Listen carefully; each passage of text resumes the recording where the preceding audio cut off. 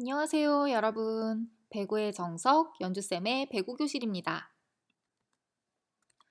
우리 저번 시간에는 언더핸드 패스에 대해 배웠었죠? 오늘은 언더핸드 패스에 이어 오버핸드 패스에 대해 배워볼 거예요. 오버핸드 패스란 무엇인지, 그리고 오버핸드 패스하는 방법이 무엇인지에 대해서 알아보도록 할게요. 자, 먼저 새로운 내용을 알아보기 이전에 복습 먼저 해볼게요. 첫 번째, 배구는 몇 명이 하는 스포츠일까요? 네, 맞습니다. 6명이서 할 수도 있고 9명이서도 할 수 있어요. 6인제 배구 같은 경우는 프로 배구에서 하는 인원이고 9인제 배구는 아마추어, 즉 생활체육 배구에서 하는 인원이에요. 두 번째, 수비 전문 선수 포지션을 무엇이라 불렀을까요? 네, 맞습니다. 수비 전문 선수 포지션은 리베로라고 부릅니다. 이 리베로는 9인제에서는 없는 포지션이고요. 6인제, 프로 배구에서만 있는 포지션이에요. 유니폼 색깔도 달랐던 거 기억나시죠? 세 번째, 팀의 주장은 어떻게 표시하나요? 우리 저번 시간에 선수들 유니폼을 보고 주장과 리베로를 한번 찾아봤었잖아요. 이때 주장은 어떻게 표시했었죠? 네, 맞습니다. 선수의 번호 앞에, 번호 밑에 줄이 그어져 있었죠. 줄이 그어진 선수가 그 팀의 주장 선수입니다. 마지막으로 네 번째, 언더핸드 패스를 할 때 올바른 자세가 무엇이었죠? 그렇죠. 팔꿈치를 쭉 펴고 어깨를 앞으로 쭉 내민 다음에 손끝을 아래로 내리고 턱을 들지 않는다. 다리는 어깨 넓이로 벌린 다음에 그 상태에서 발이 앞뒤로 움직이게끔 하고 발이 일자가 되지 않도록 주의하기로 했었죠. 오늘은 오버핸드 패스에 대해서 배우게 될 건데요. 오버핸드 패스란 무엇일까요? 자, 사진을 한번 같이 볼까요? 네. 이 선수가 지금 손 동작을 어떻게 하고 있죠? 그렇죠. 손을 머리 위로 높이 들어서 공을 터치하게 되죠. 오버핸드, 머리보다 높은 위치에서 공을 패스하는 방법을 오버핸드 패스라고 합니다. 그럼 이 오버핸드 패스는 배구 경기 중 언제 쓰일까요? 네, 오버핸드 패스의 정의는 보시는 것과 같이 머리 위에서 손을 이용해 토스하는 것이고 주로 세터가 많이 하는 기술입니다. 세터는 어떤 역할을 하죠? 그렇죠. 팀에게 작전 지시를 하고 공격수가 공을 잘 때리게끔 공을 세팅해주는 역할을 하죠. 이 세터가 주로 많이 하는 기술이 이 오버핸드 패스입니다. 이 오버핸드 패스는 토스라고도 하는데 정교함이 필요하고 굉장히 많은 연습을 해야 하는 기술입니다. 그만큼 어려운 기술이에요. 그리고 더블 컨택이라는 범실이 가장 많이 나오는 기술입니다. 더블 컨택에 대해서는 나중에 우리가 배구 심판 규칙을 배울 때 그때 다시 설명하도록 할게요. 자, 이제 본격적으로 오버핸드 패스하는 방법을 배우게 될 텐데요. 먼저 손 모양을 알려드릴게요. 자, 같이 따라해 볼까요?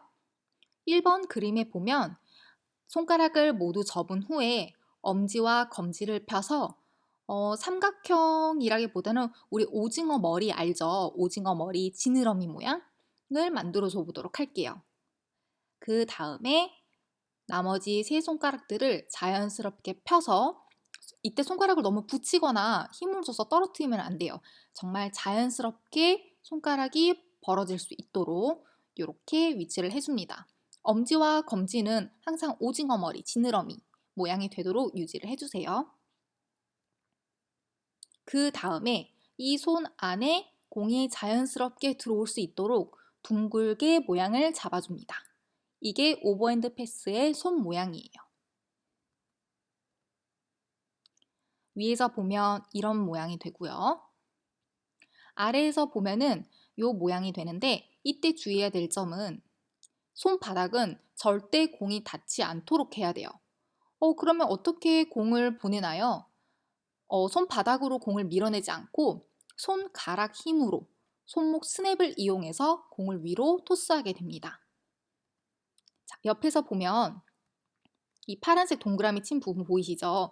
이렇게 오목하게 손바닥이 공에 닿지 않도록 모양을 잡아주셔야 됩니다. 좀 더 가까이 보면 이렇게 손가락만 공에 닿게 되고 손바닥은 반드시 떨어뜨려 줘야 돼요. 그리고 엄지는 공이 밑으로 떨어지지 않도록 잘 받쳐줘야 합니다. 자, 정면에서 보면 이런 느낌이에요. 반드시 손바닥 공간 잘 지켜주세요. 그 다음 오버핸드 패스하는 방법, 공의 위치.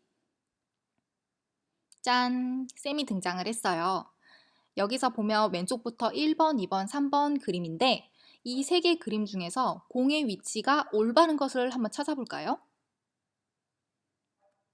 네, 맞습니다. 두 번째가 올바른 공의 위치예요. 다 비슷해 보이는데 무슨 차이가 있나요? 자, 첫 번째는 친구들이 보통 많이 하는 실수인데 공을 내 코 앞에서 또는 입 앞에서 공을 잡고 이렇게 던지는 경우가 많이 있어요. 공은 절대 코 앞에서 토스하지 않도록 해야 합니다. 그리고 3번도 굉장히 많이 하는 실수 중 하나예요. 공이 내 정수리 가까이 가게 되면 토스를 앞으로 하지 못하고 위로 공이 뜨게 돼요. 그래서 올바른 토스 방법이 아닙니다. 그래서 2번 그림처럼 공은 이마 사선 앞으로 위치할 수 있도록 해주는 게 올바른 공의 위치예요. 자, 그러면 공을 이마 앞에 위치한 다음에 이 두 그림 차이를 한번 볼까요? 뭔가 미세한 틀린 그림 찾기가 있는 것 같아요. 그쵸? 이 둘 중에서는 어떤 게 올바른 자세일까요? 힌트는 선생님의 시선에 있습니다. 네, 맞습니다. 오른쪽이 올바른 자세예요. 무슨 사이냐? 절대 턱을 들면 안 됩니다. 우리 언더핸드 패스 할 때도 턱을 들면 안 된다고 했었는데 오버핸드 패스도 똑같네요. 네, 맞습니다. 턱을 들지 않고 눈을 위로, 시선을 위로 해서 공을 바라보는 거예요. 이때 우리 손 아까 오징어 머리 모양 만들었죠? 오징어 머리 모양이 관역이라고 생각을 하시고 이 관역 안에 공이 정확하게 들어올 수 있도록 눈, 시선을 위로 해서 보는 거예요. 절대 턱을 들면 안 됩니다. 턱을 들면 공이 내 이마 앞에 오나요? 그렇죠. 턱을 들게 되면 공이 내 이마 앞이 아니라 코 앞에 오게 돼요. 그러면 올바른 오버핸드 패스의 자세가 아닙니다. 다음, 오버핸드 패스하는 방법 팔꿈치 모양. 자, 1번, 2번, 3번 세 가지의 팔꿈치 모양을 해보았어요. 이 중에서 올바른 팔꿈치 모양은 무엇일까요? 네, 눈치가 빠른 친구들은 쌤의 표정만 봐도 알 수 있을 거예요. 2번이 정답입니다. 자, 하나씩 설명해 드릴게요. 1번 같은 경우에는 팔꿈치가 안으로 많이 들어와 있죠. 이렇게 되면 공을 내가 원하는 방향으로 하기도 어렵고 힘을 제대로 공에 전달할 수가 없어요. 그리고 공이 많이 회전을 하게 돼서 공격수가 때리기 힘든 공이 됩니다. 그리고 3번 같은 경우에는 팔꿈치가 옆으로 많이 벌어져 있죠. 친구들 한번 해볼래요?